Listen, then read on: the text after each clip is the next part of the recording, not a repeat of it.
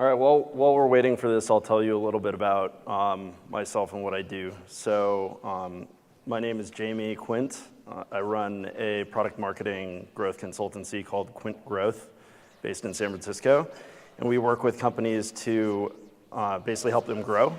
So a number of our clients include some of the people who've been speaking up here before: Everlane, Twitch TV, Teespring, We Hearted, a number of kind of high growth companies in Silicon Valley.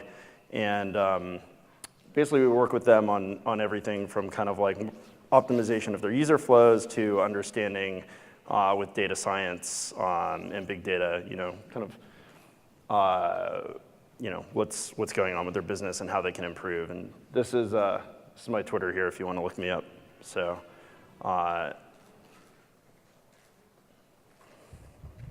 All right, so today I just want to talk a little bit about retention versus virality and go through a few examples. So I've written about this kind of in more detail on my personal blog, but I think it's useful to kind of go through a few examples and explain why exactly, in almost every case, retention matters more than virality to companies at most stages of their business. So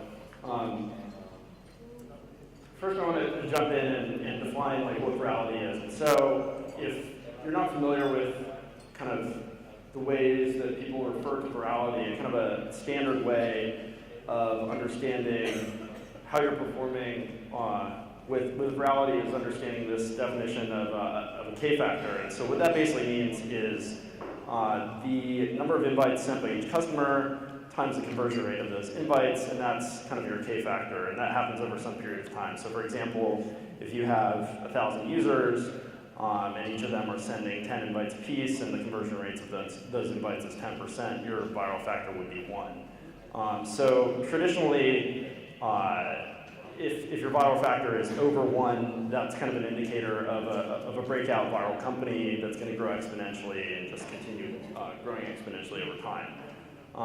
So what that looks like in practice is kind of something like this. And so this is kind of just mapped out virality on a week-by-week basis. And the reason you see a curve that kind of looks like this, starts out high and goes lower over time, is most products tend to see most of their virality kind of in the onboarding process and right up front, because users are kind of most excited about the product then. They're most interested in what's going on. They want to invite their friends. If it's a social product, it probably involves inviting their friends to the product in order to use it. And so you see kind of like the highest virality up front, and then it kind of drops down and levels out over time to some kind of consistent level.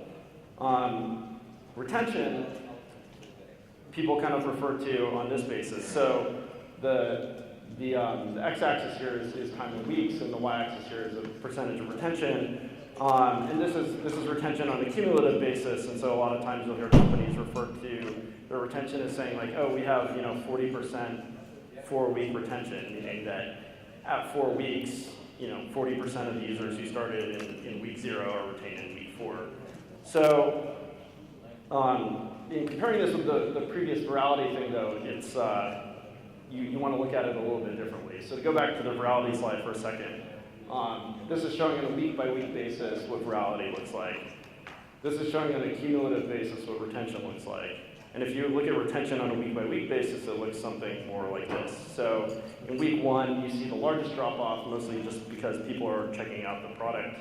They're somewhat interested, but not sure if they're interested. And then you see a large drop-off in the first week. And then kind of over time, the people who are sticking around are continuing to stick around. So it's interesting, if you look at this compared to virality, virality is something that basically drops off over time. Retention is something that increases over time if you're looking at it on a week-by-week basis. And so I just wanted to kind of run through an example here where we talk about why retention is actually more important than virality in most cases. And so this is kind of, I don't know if this is easy to read, and it's kind of a silly example because you would never see these numbers in real life. But for the purposes of kind of a demonstration of what's going on, this is going to be pretty easy to understand. And so what we have here is, we're assuming that retention is basically starting at 50%, increasing to 95%, 98%, 99%.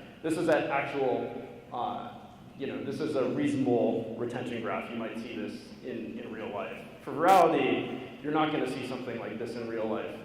Like I explained before, it's going to usually start high, and then it's going to get lower as the weeks go on. People are going to invite less people over time. But for the purposes of an example, I wanted to run through, if you start with 10,000 users, and we want to see what happens kind of over an 8-week period with retention and virality being equal. So let's do that. So in the first case, what you end up with, starting with 10,000 users, with 50% virality increasing to 99% over 4 weeks, is you end up with 88,000 users. And if you break down where those users actually come from, you'll see like 44,000 come from retention, 44,000 come from virality. So it's kind of equal. So we had equal retention, equal virality, and then we ended up with an equal number of users that come from both.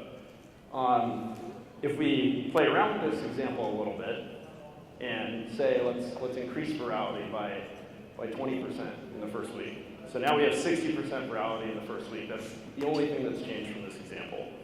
The graphs are hard to read from out there, I'm sure. So, but it says 60%. It's slightly higher. And if you look at the outcome of this in week 8, you see something that looks like this. There's not a very obvious difference, but you end up with more users. So 110,000 users, obviously more users because you have more virality to begin with. 53,000 coming from retention and 57,000 coming from virality. So basically you ended up with more users. So now we want to look at, well, what if we did that with retention? What if we look at retention, increasing retention instead of increasing virality? And in the first week, so we're going to say we increase it by 20%, from 50% to 60%. And if you look at the outcome of this, it looks something like this. So you end up with 125,000 users in week 8, 65,000 from retention, 60,000 from virality. And so if you're to plot this, put this on a chart, it looks something like this. So you'll see that basically by increasing retention instead of increasing virality in this kind of contrived example, because virality doesn't actually look like that, but it's easy to illustrate that basically by focusing on retention, that you're going to see a higher benefit in terms of number of users at some point in the future over focusing on virality. And so, why do companies do virality at all? Like, why focus on virality instead of focusing on retention? Well, I guess the answer is that a lot of companies should be focusing on retention instead of virality, but don't. That's not to say that viral invite flows and that kind of thing is not important, should never be focused on. So let's understand a little bit more about when it works and when it doesn't work. So to go back to what K-factor is, invites sent by each customer, conversion rate of those invites, K-factor. So does virality win when K is greater than 1? Like I mentioned at the beginning of the talk, when that equation is greater than 1, you tend to see kind of exponential growth, which obviously is good. And so you would think, okay, well, if K is greater than 1, then I should clearly just focus on virality and not focus on retention. But that turns out to not be the case. And we'll go through a short example here and explain why. So let's look at a case where K equals 1.1. So here we have K equals 1.1. We have really low retention, but if the product's viral, maybe it doesn't matter, right? This bottom graph is a graph of number of users over time, and if you can see, it's going up. It may or may not be exponential. It looks like it's trending exponentially, and so that seems good, right? But if you take this very same example with this same retention, and you slightly decrease the level of virality, 0.9, then you'll see this line, this graph trending downward. And what this means is basically like at some point, not at 7 weeks, but maybe at 14 weeks or 20 weeks or some number of weeks, you're going to end up with 0 users. That's obviously bad. So in this case, with low retention, even with a very high very, very high viral factor. Very few companies get to viral factor of 0.9. It's really hard to achieve that. But even with that high viral factor, with low retention, you're going to go to 0 users over time. And there's a real world example here that I'll talk about in a second. So let's change this a little bit. Let's look if you have k-factor of 0.9, it's not quite viral. But you have pretty solid retention. This isn't great retention, but it's good. And if you look at this graph right here, that's not exponential, I don't think, but it's trending linearly upward. You're getting more and more users every week, and so it's generally a good thing.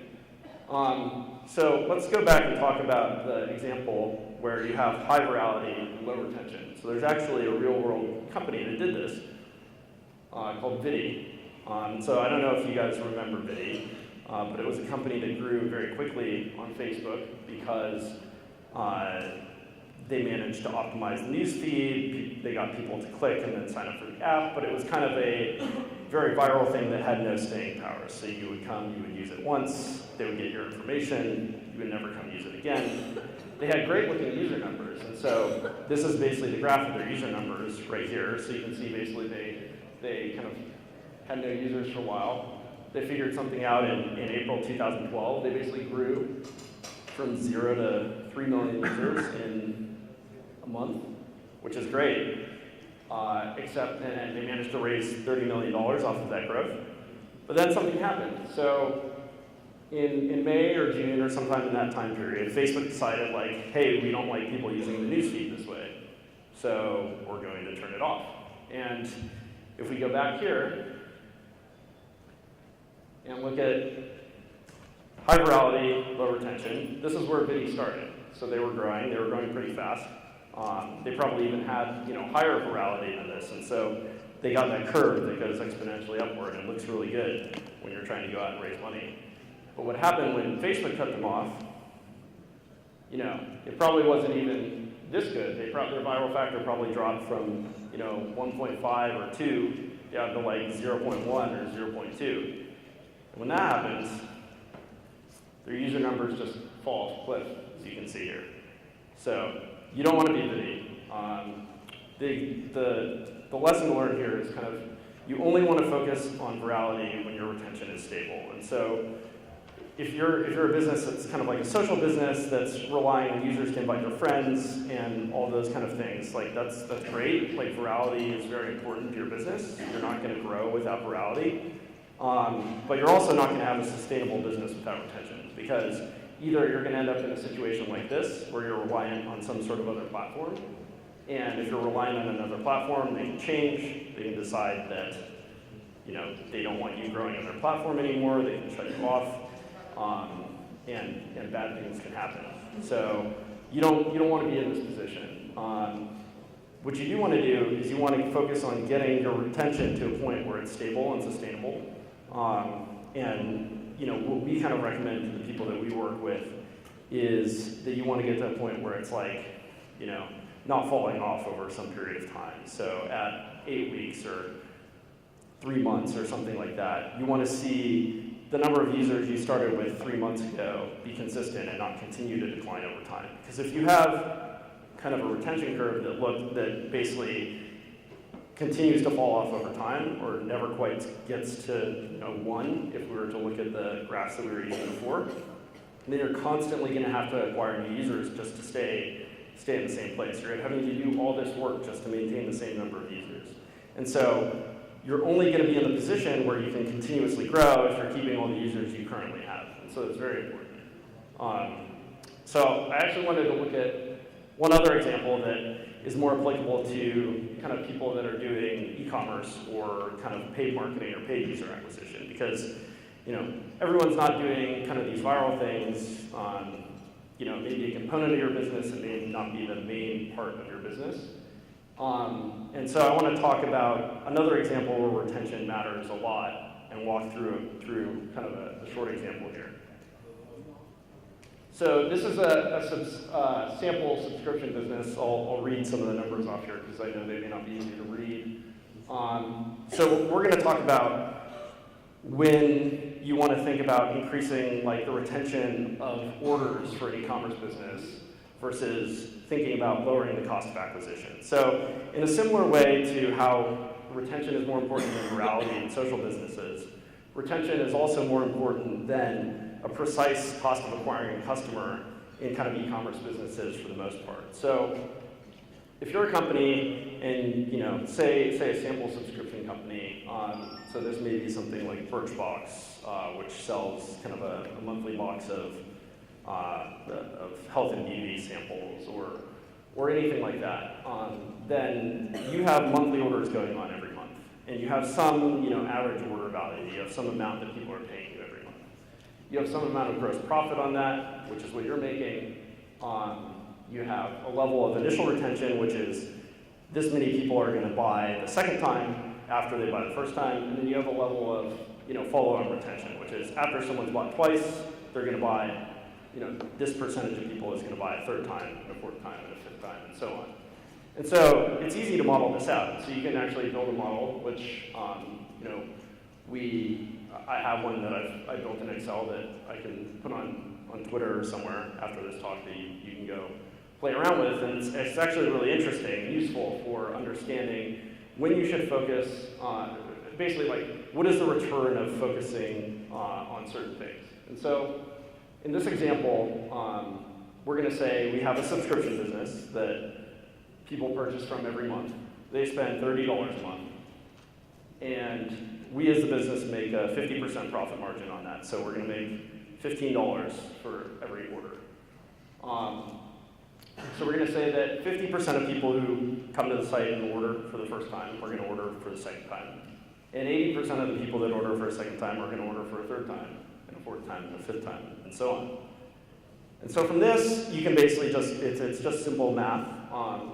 And you can figure out the lifetime value of customers. So in this case, assuming that they're ordering once a month, the lifetime value of your customer is $52.50. And the amount of that you make in the first year over kind of all of the users is $48.47. So if you want to know the math behind this, you can go through kind of like an Excel spreadsheet and understand it later. So let's assume initially like this $30 cost of acquiring a customer, right? So based on the numbers that we went through, $30 average order value, 50% gross profit, 50% initial retention, 80% follow-on retention, and one order a month. If you have a $30 cost to acquire a customer, over the lifetime you're going to make $52.50 minus that $30, which is $22.50. So a lot of times when people think about, their e-commerce business or spending money or acquiring customers, the focus is on how do I spend less money to acquire customers? I'm paying too much to acquire these customers. $30 is too much. I want to spend $20. If I spend $20, then I'll make $32.50 instead of $22.50, and that's great, right? It's $10 more per customer over the lifetime. But what people don't realize is a lot of times when you're acquiring cheaper sources of customers, they're cheaper customers, and so they spend less money, or they retain longer, or the lifetime value of the customer is less. And so let's look at an example there. So let's assume we found some way in this example to acquire users for 50% less. So instead of paying $30 to acquire a user, we're paying $15. Great. Except, we're probably going to see lower retention. This doesn't even take into account like that you may see lower conversion too, which is also another issue with this. But we'll just ignore that for now and assume that these people are becoming customers. And so let's assume that retention decreases by 10%. So now we're paying $15 to acquire the customer. The average order value is still $30. My gross profit is still 50%. The initial retention now is only 45% though, and the follow-on retention is 72%. Like, let's look at what the numbers come out to here. So now the customer lifetime value, instead of being something like $52.50 like it was before, is now $39.11. And so If you subtract out the numbers, you subtract out the cost of acquisition, you get $24.11 profit over the lifetime of the customer. So that's good, right? That's actually slightly better. I think before $22.50, this example, $24.11, it's a little bit better. But it's a problem because our customer is worthless. And that may work. This may be a good decision because overall we make a little bit more money. But let's look at another example that's actually more ideal. So let's assume that we actually pay more for the customer. So instead of paying $30 to acquire a customer, we're now going to pay $45. Maybe it's a marketing channel that has a little bit more intent. Maybe you're targeting users that spend more money. For example, like an iPhone user instead of an Android user. In the US, if you look at the numbers for what people spend on e-commerce online, people who are users of iPhone spend a lot more money than users of Android. And so you're able to target kind of these customer demographics by just targeting which devices you're spending money on. So if we were to go through this example, let's assume that we actually get 10% higher retention than the initial example. So we're spending $45. We still make $15 every month, 50% gross profit. But now our initial retention is 55%. Our follow-on retention is 88%. In this example, we actually make $83.75 over the lifetime of the customer. Just because they're sticking around much longer. Like the user, they're coming back to the site, they're ordering again and again. And so if you look at the number that you end up with here, even though we're spending 50% more to acquire the customer, we actually make $38.75. So if we're to compare all these together, the first example, the base case, $22.50. Say we lower the cost of acquisition, but we also lose retention, $24.11.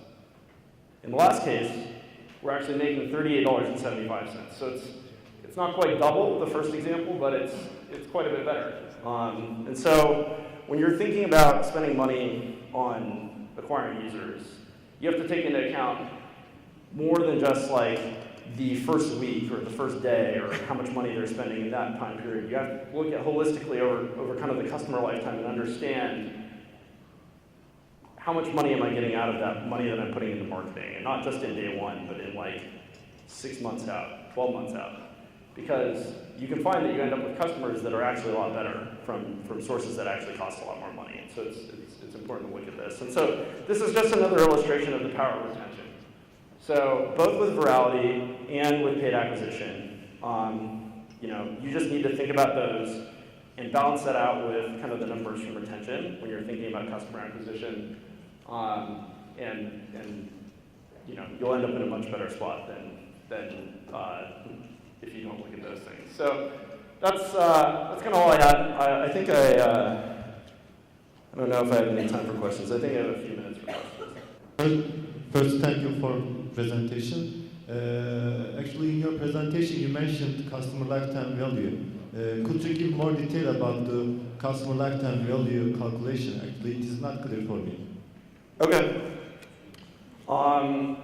So in a subscription business, the way you calculate kind of the lifetime value is it's kind of the expected value of how long the user is going to stick around, because you have a fixed order value every month. So if I have a subscription service that someone orders 12 times a year, say they stick around for 8 months, like that's the average amount of time they stay on the site, then you can figure out the lifetime value, the average lifetime value, just by multiplying the cost per month based on the number of months they stay around. For businesses that aren't subscription businesses, it's a little bit more complicated, and that gets into kind of just kind of some predictive modeling or statistics, like things around that, trying to understand for users that come from a particular marketing channel, how much money are they worth over 1 month, 3 months, 6 months, and that's just using statistics for non-subscription businesses. So. Can you hear me? Okay. In your calculations that compare virality with retention, did you consider the cases where like the first payment is, let's say, 10x, but the recurring payments are just like X? I think in your calculation it assumes that the retention is paying the same money with like in the first payment and also in the recurring payments. But for example, our service is kind of a service that you have to like pay, let's say $100 to enter, but then you're like when you want to renew the subscription, you just pay $10. Mm-hmm. So in that case, maybe the retention versus reality might not be the same result, I guess. Yeah, the numbers will change. So, yeah, the example assumed that it's the same price, you know, for every purchase on a monthly basis. You're going to have to build a different model if you want to understand like purchases that are different values over time and stuff like that. But even with kind of those type models,